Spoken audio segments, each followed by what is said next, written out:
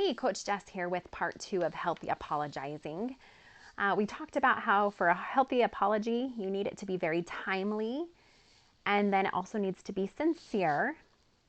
Also, when you're apologizing, it's important that you admit fault using I statements. Never ever use you statements. If you use you statements, then you are placing the blame on them instead of taking responsibility for what occurred. And then also if you use but when you're apologizing, that's a qualifier, and that's also excusing your behavior. So you want to avoid using you and but when you are apologizing. So a great formula for a good apology is to say, I did, and then fill in the blank with whatever it was that you did, admitting you're wrong with I statements, avoiding you statements and but statements. And then add a sincere, I am sorry, using eye contact and also with empathy, because you've taken the time to put yourself in their shoes and understand where they're coming from. They can feel this if you're saying I'm sorry with empathy or without.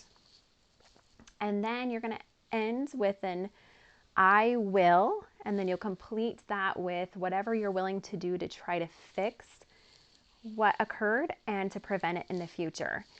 And sometimes this will take a conversation to come up with what is best to do to fix it and to prevent it in the future. But an important part of this is that you follow through. We've all been in situations where somebody has told us that they will do something and they haven't.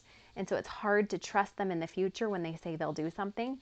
So that follow through is very important to keep that relationship healthy and in a good, healthy place.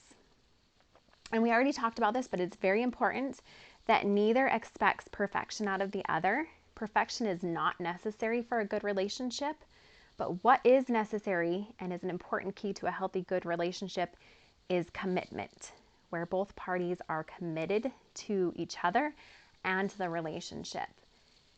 And in the end, an apology cannot have positive results unless the person being apologized to accepts the apology.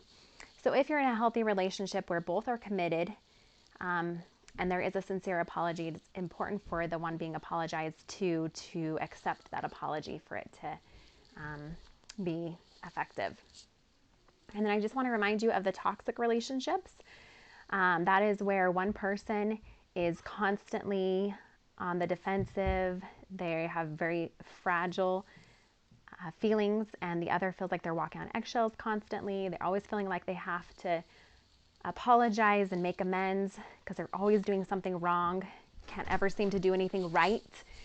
And then that would be a toxic situation, and that person that is causing the other to walk on eggshells is lacking some self-love, and they need to really work on that self-love in order for that to be healthy. And then the other example of a toxic relationship will be where one is always doing things in a very selfish way, thinking of themselves, putting themselves first, and doing things that hurt the other on purpose or without regard to their feelings, only taking care of themselves.